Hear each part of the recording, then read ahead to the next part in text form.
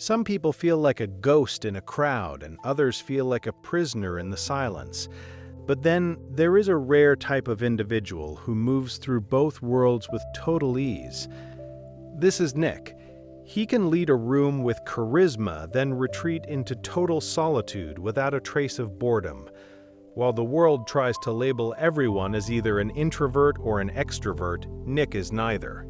He is the master of psychological flexibility, the ability to adapt his energy to any environment.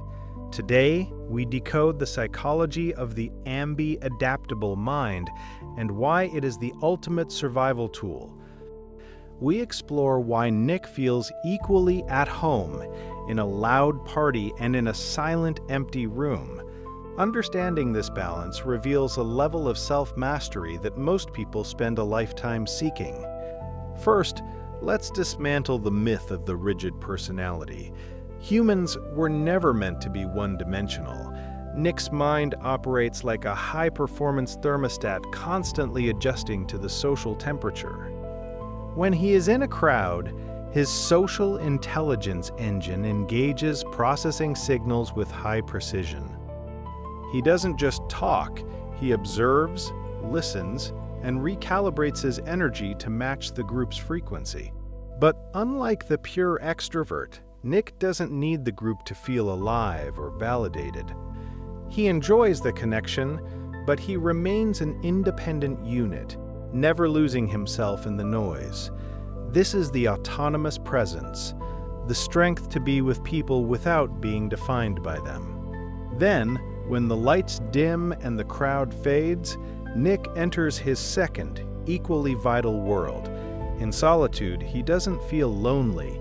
He feels a deep, pulsating sense of internal richness.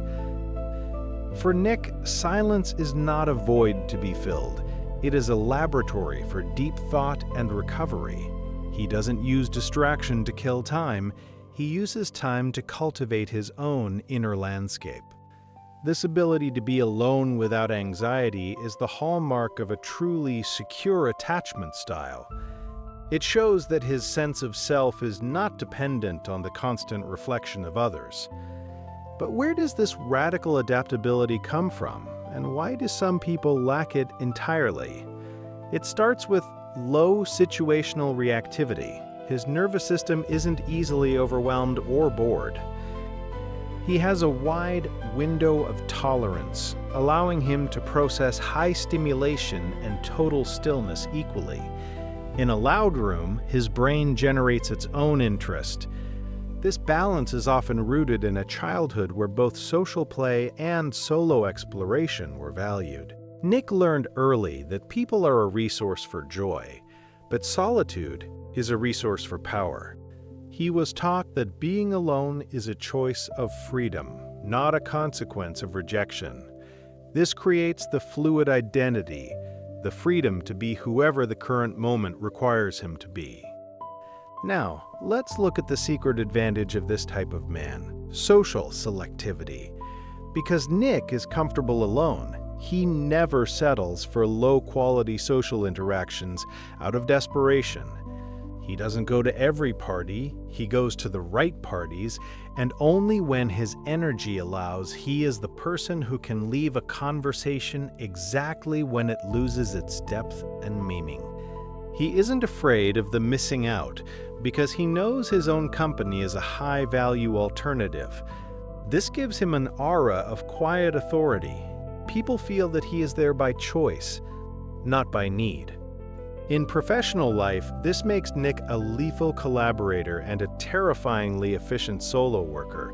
He can lead a team through a crisis, then disappear for 3 days to build the solution alone. He doesn't suffer from meeting fatigue because he knows how to protect his private mental space. He understands that the best ideas are born in silence but are tested and refined in the crowd.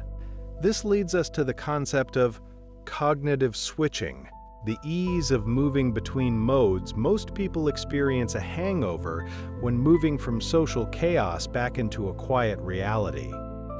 But Nick transitions seamlessly.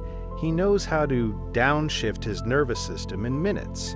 He has specific rituals, a certain walk, a book, or a few minutes of breathing that reset his state. He is the architect of his own transition, never allowing the environment to dictate his mood. But there is a hidden challenge. The world often perceives Nick as a chameleon or hard to read.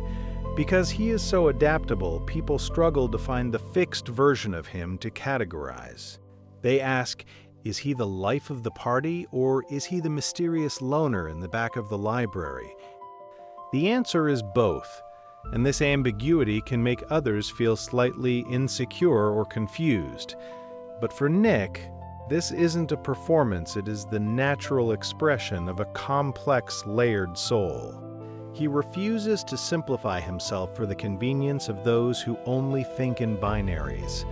This brings us to the observation paradox. Nick is most present when he is most quiet. In a crowd, he is the one noticing the subtle shifts in the room while others are busy shouting. He uses his solitude to process these observations, turning raw data into actual wisdom. This makes him a master of empathy. He understands people because he spends time away from them.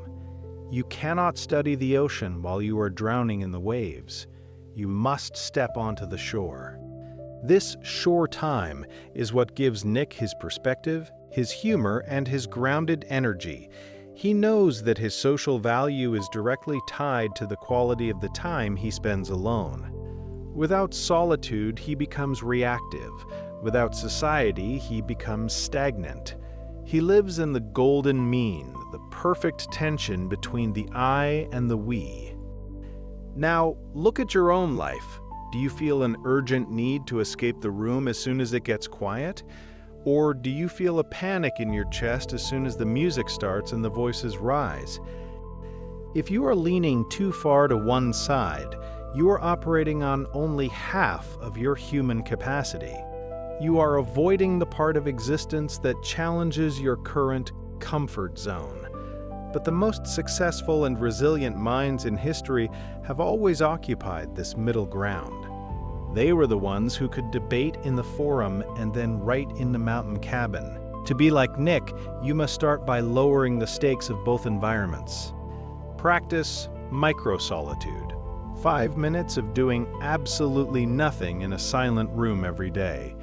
Practice passive socializing, sitting in a crowded place without the need to interact or perform. Teach your nervous system that stillness is safe, and noise is just a different kind of weather. Stop labeling yourself with a permanent diagnosis of introvert or extrovert, like it's a prison sentence.